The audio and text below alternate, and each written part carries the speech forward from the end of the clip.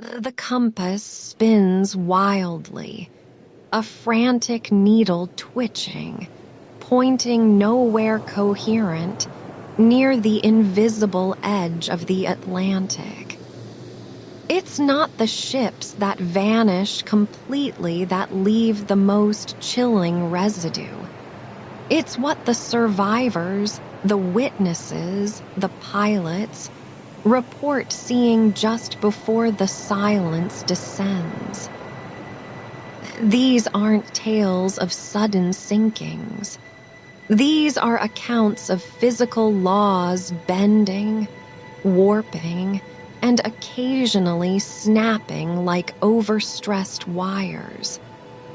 We are talking about the periphery of the Bermuda Triangle, the zone where conventional science seems to take a sudden, deep breath and forget how to breathe. For decades, the headlines have focused on the missing planes and vessels, the sudden, absolute disappearances that have fueled everything from conspiracy theories to blockbuster movies. But the most unsettling data points, the whispers that cling to the edge of the established maritime lore, concern the environment itself. The reports suggest that the area is not merely a patch of turbulent water, but a nexus point where fundamental physical constants fluctuate. It's a place where reality seems negotiable. One of the most persistently disturbing phenomena reported by experienced sailors and deep-sea researchers is localized temporal distortion. Imagine passing through a pocket of water, or even just a segment of air, where time behaves erratically. Instruments designed to measure the passage of time, clocks, specialized atomic chronometers, report discrepancies that defy known physics.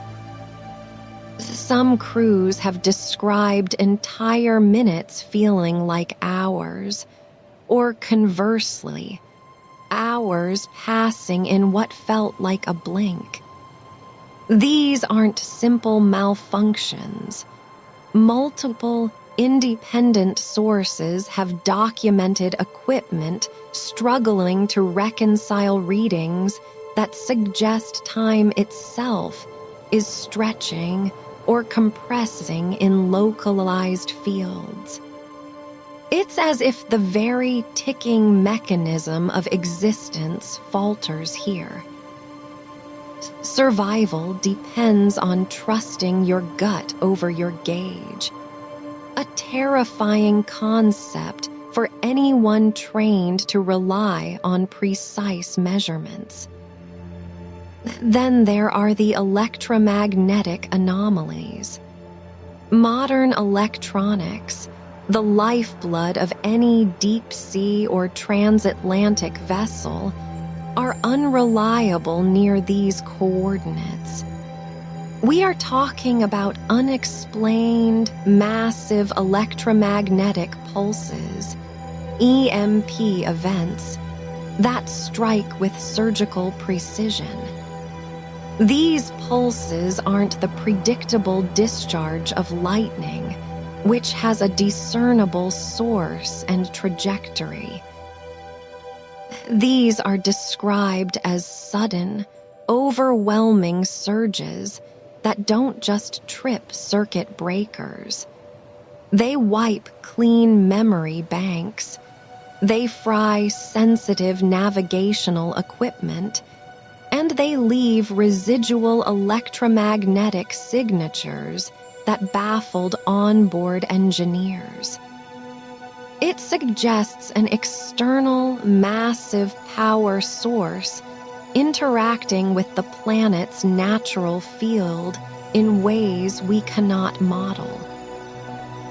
The equipment doesn't just fail.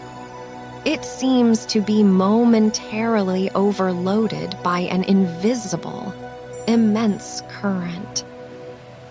But perhaps the most visually arresting, and consequently the most frightening, reports involve the overhead phenomena.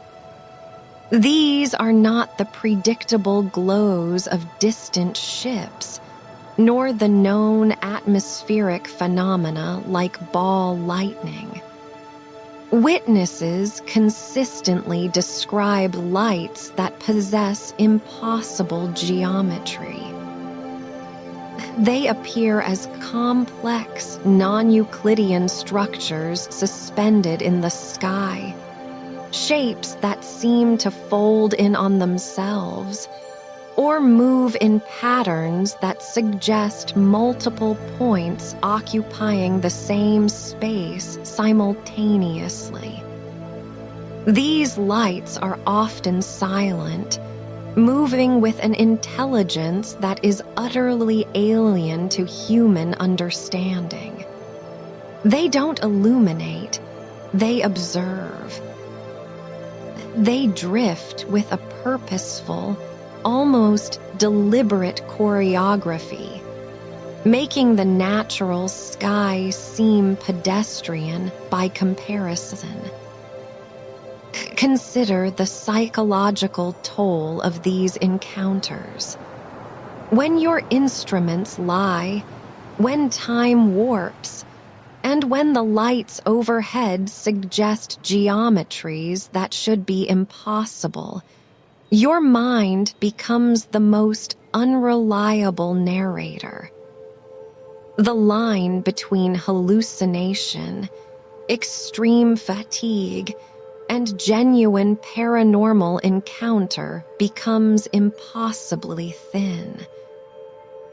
The shared testimonies, when cross-referenced by skeptical maritime organizations, repeatedly point toward this cluster of physical impossibilities.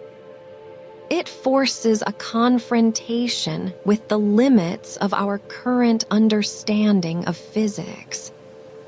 Are we dealing with natural magnetic field convergences, or are we brushing against the boundaries of another dimensional plane?